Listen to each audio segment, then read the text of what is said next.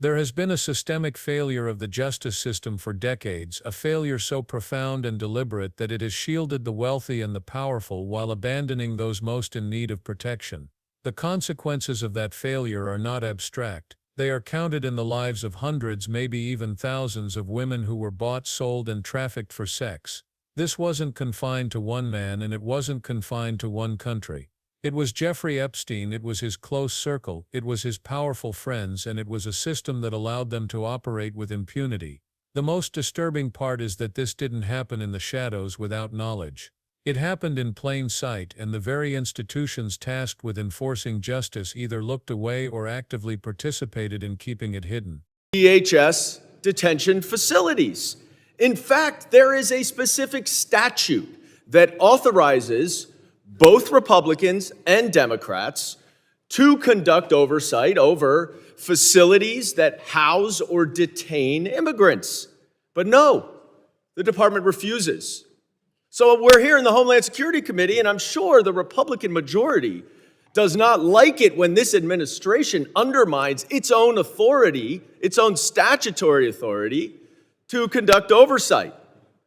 But no, instead of all of that, we are here talking yet again about Joe Biden. Newsflash, Joe Biden is not the president.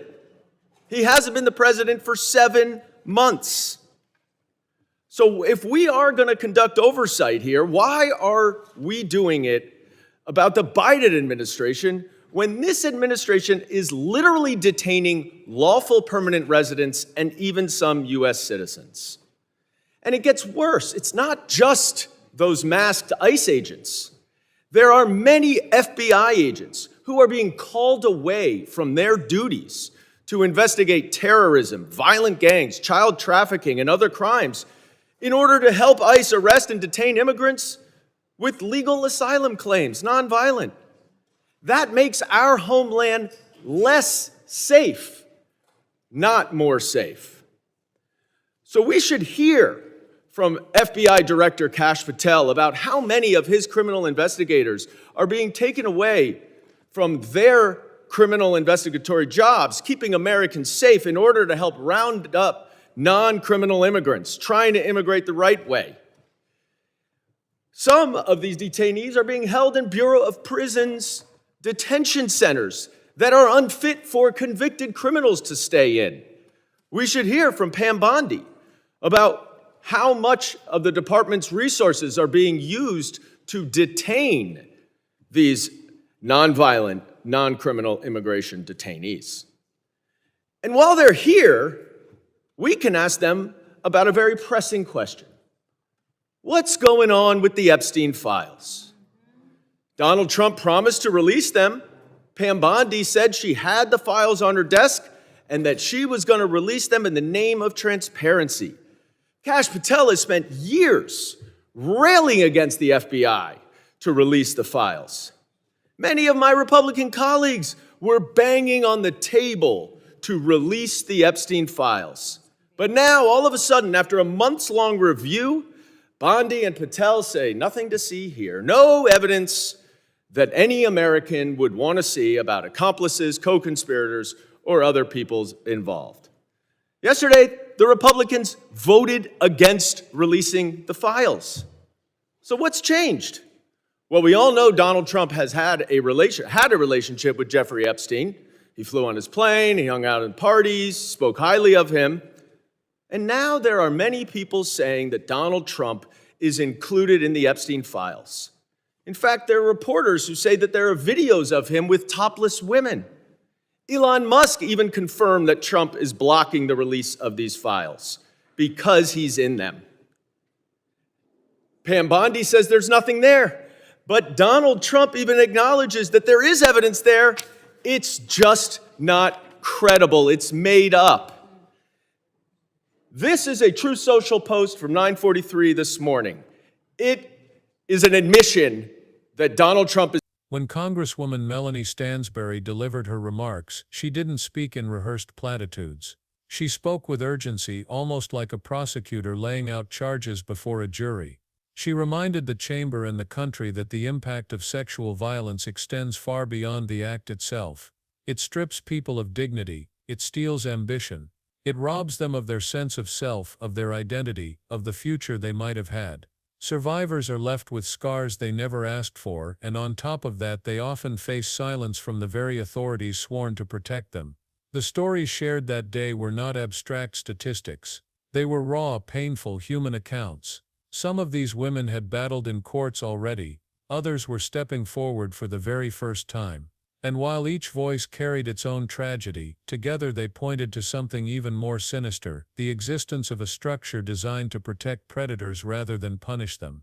Stanbury did not dance around her conclusion. She called it what it was, a cover-up, not a bureaucratic mistake, not a case of poor oversight, an intentional, organized, high-level effort to shield people with money and influence. She pointed to government agencies, to the justice system itself, and even to members sitting in the chamber as complicit in suppressing evidence, burying subpoenas, and keeping names sealed in classified files. She argued that what we were watching unfold was not justice delayed, but justice obstructed. And then she escalated the claim even further, suggesting that foreign actors may also be tangled in this network of exploitation and silence. That possibility transforms what many already considered the scandal of the century into something global. If Epstein's reach extended beyond American elites, if it touched foreign governments or global power brokers, then this is not just a failure of one nation's system. It is a worldwide web of exploitation, complicity, and influence. Rumors have swirled for years about connections beyond U.S. borders. Stanbury's statement gave those rumors fresh gravity. If there are names of foreign leaders, billionaires, or officials hidden inside sealed FBI and DOJ files, then the refusal to release them is not hesitation. It is protection. And protection of that kind is never about safeguarding the public.